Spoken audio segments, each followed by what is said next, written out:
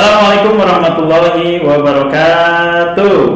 Ya, alhamdulillahirabbil alamin. Ala kulli halin wa ni'matin asyhadu an la ilaha illallah wa asyhadu anna Muhammadan abduhu wa rasuluh.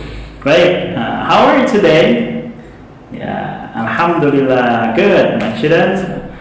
Mister doakan mudah-mudahan semuanya berada dalam keadaan sehat walafiat. Okay, before we go to our new material, sebelum kita mulai ke materi yang baru, let's begin our English lesson by reciting basmalah. Mari kita awali bahasa Inggris kita dengan mengucapkan basmalah.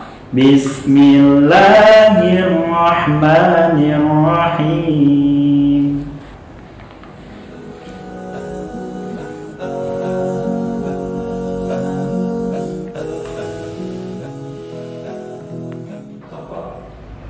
Ya, masih dengan Mr. Dede.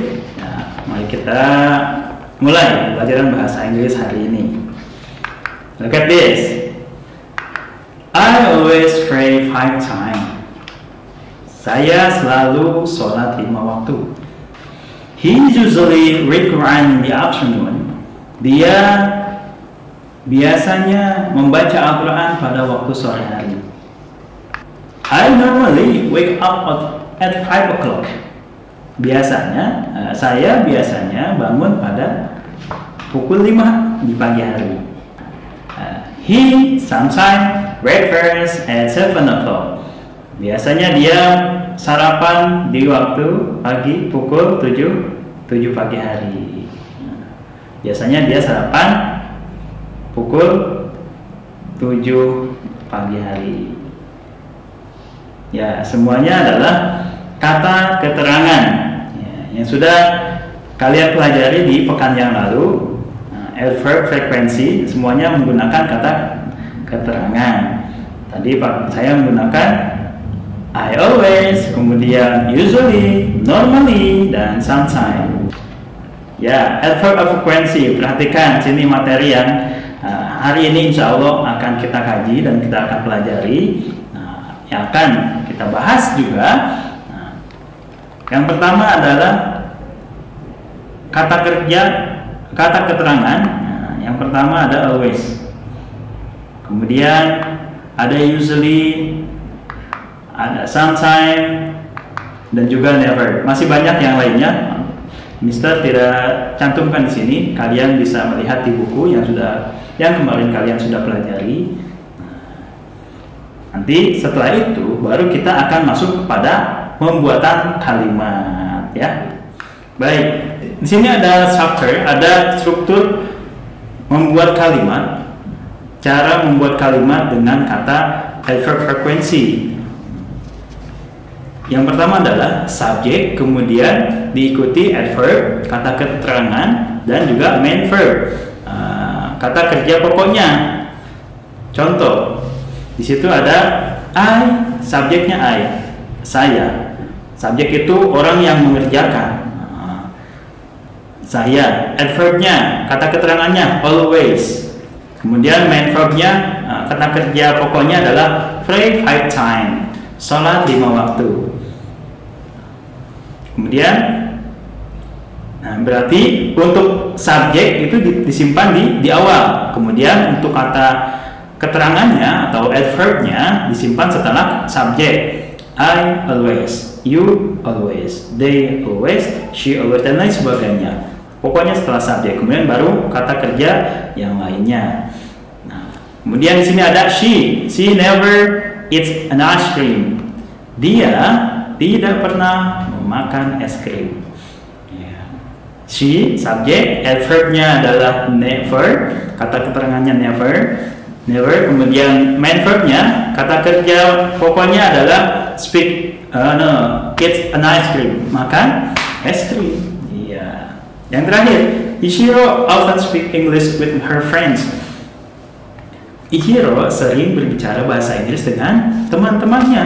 Ya, Ichiro, subjeknya, adverbnya, kata keterangannya adalah often. Kemudian kata kerjanya selanjutnya adalah speak English with her friends, bicara berbahasa Inggris dengan teman-temannya. Ya, oke. Mister akan jelaskan nanti. Perhatikan di sini ada subjek, subjek itu apa saja sih? Nah, subjek itu ada I, you, we, they. Nah, itu saya, kamu, kita, dan mereka. Berarti kalau misalkan subjeknya I, you, we, they, maka untuk main verbnya, kata kerja pokoknya adalah kita gunakan kata kerja yang pertama. Jadi tidak ada tambahan yang lainnya. Kalau misalkan subjeknya he, she, it atau nama seseorang, contohnya Ichiro tadi, berarti di akhirnya, di akhir kata kerjanya harus ditambahkan s atau es, tergantung katanya ya. Baik, Mister akan berikan contoh nanti di tulisan ya. Mister akan tulis tangan supaya kalian lebih paham lagi. Baik, perhatikan. Tadi Mister sudah jelaskan tentang cara menggunakan kata kerja.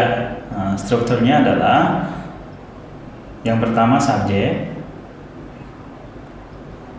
Subjek itu orang yang mengerjakannya. Tadi kalau misalkan subjeknya I, you, we, they, seperti yang lihat di sini yang berwarna biru itu, situ ada I, you, we, they, maka kata kerjanya di sini ada adverbnya, adverb kata kerja dulu. Ada adverb kata kerja atau kata keterangan, ada adverbnya.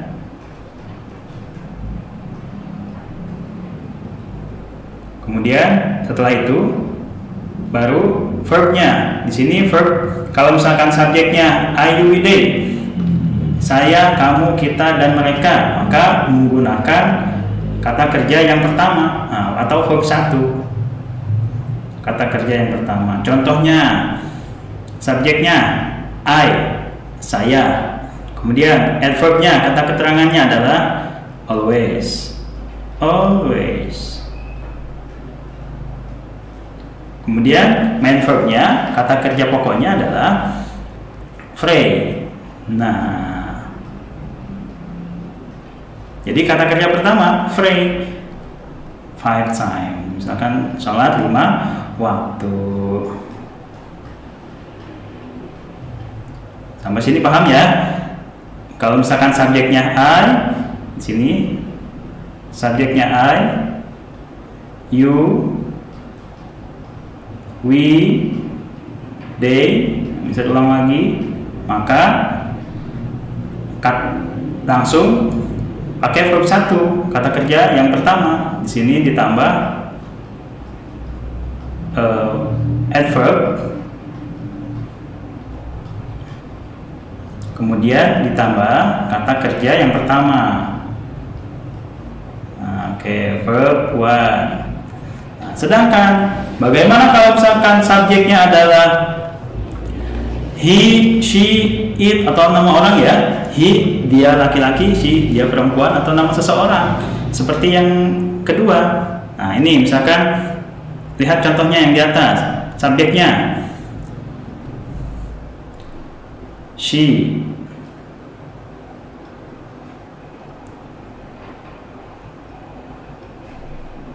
She never. Adverbnya adalah never. Never. Dia perempuan, tidak pernah. Kemudian verbnya, main verbnya, kata kerja pokoknya it. Ya, it. Di sini harus ditambah s. Ya, harus ditambah s karena dia adalah kata kerja ketiga, orang yang ketiga, dia. It's an ice cream. An ice cream.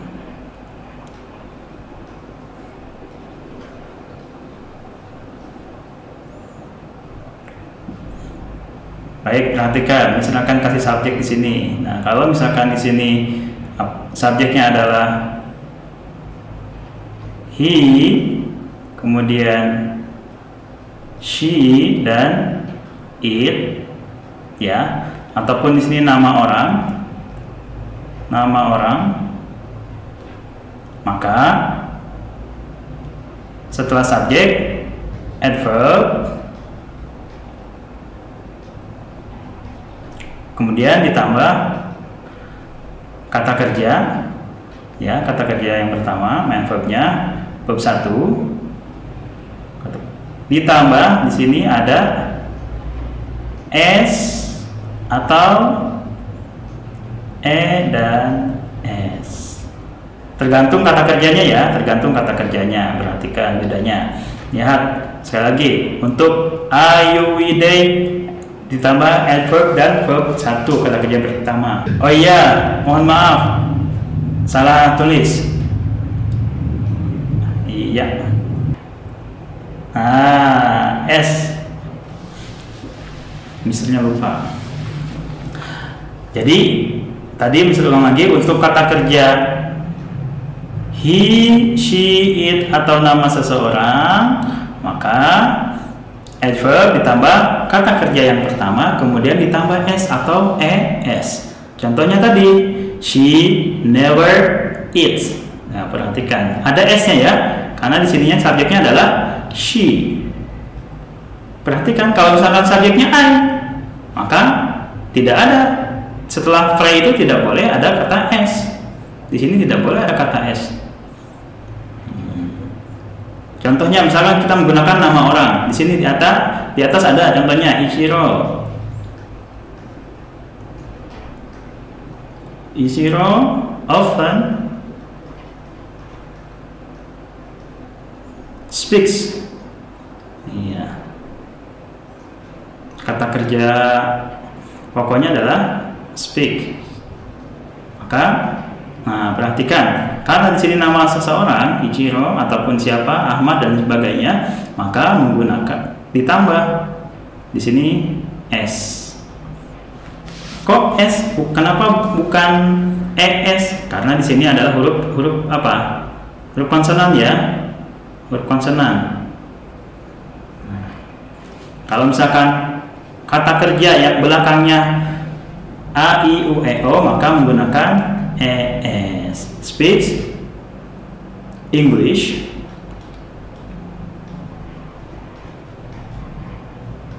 with her friends.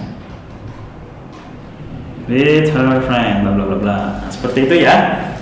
Nah, bagaimana? Sudah paham semua?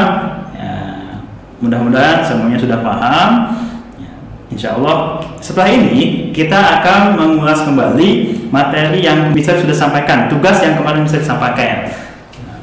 Ya, perhatikan, kita akan mengulang materi yang sudah kita berikan, yang sudah kalian pelajari kemarin ya. Ini yang berbentuk soal. Anissa selalu belajar bahasa Inggris. Translate-nya adalah, oke, apa bahasa Inggrisnya? Anissa always learns. Nah, di situ kalian tambahkan s. Learn English. Karena Anissa adalah nama seseorang, ya. Kemudian yang kedua, coba, Rohmat tidak pernah datang terlambat ke sekolah. Siapa yang tahu jawabannya? Coba, translatornya, siapa yang tahu? Rohmat tidak pernah datang terlambat ke sekolah. Ya, Rohmat never comes. Harus ada s-nya juga. Comes late to school. Ya, Rohmat tidak pernah datang terlambat ke sekolah. Kemudian yang ketiga, Danish jarang bermain di jalanan. Ini masih nama seseorang. Terjemahannya bahasa Inggrisnya adalah Danish rarely plays on street. Ya, Danish jarang bermain di jalanan. Danish rarely plays on street. Kemudian yang keempat, aku selalu membantu ibuku. Nah, ini mudah. Nah, ayo, coba, siapa yang cepat translate ke English? Aku selalu membantu ibuku. Ya, I always help my mother. Ya, perhatikan di situ. Setelah kata helps itu tidak boleh ada kata s atau es karena subjeknya adalah I, saya. Nah, paham ya? Sekarang perhatikan yang nomor kelima. Ayahku selalu pergi ke kantor setiap hari. Ya. Nah, ini terakhir, siapa yang bisa? Ayo, cepat. Terjemahkan. Ayahku selalu pergi ke kantor setiap hari. Ya, good. My dad or my father always goes to office every day. Nah, kenapa pakai es? Nah, tadi sudah Mister jelaskan. Kalau misalkan di kata kerja yang pertama itu akhirnya adalah a, i, u, e, o, maka ditambahkan dengan e dan s. Sedangkan selain daripada a, i, u, e, o konsonannya, maka ditambahkan dengan huruf s saja. Paham ya? Mudah-mudahan semuanya paham dan tetap semangat belajar bahasa Inggris. Kalian bisa berdakwah kalian dengan bahasa Inggris. Bahasa Indonesia kalian lancar karena memang orang Indonesia. Seumpama nanti kalian hijrah ke luar negeri dan sebagainya ataupun di luar negeri, ada yang orang asing, katakan non Islam ya, mau masuk Islam, mualaf, otomatis kita harus menyesuaikan dengan bahasa, ya, bahasa mereka.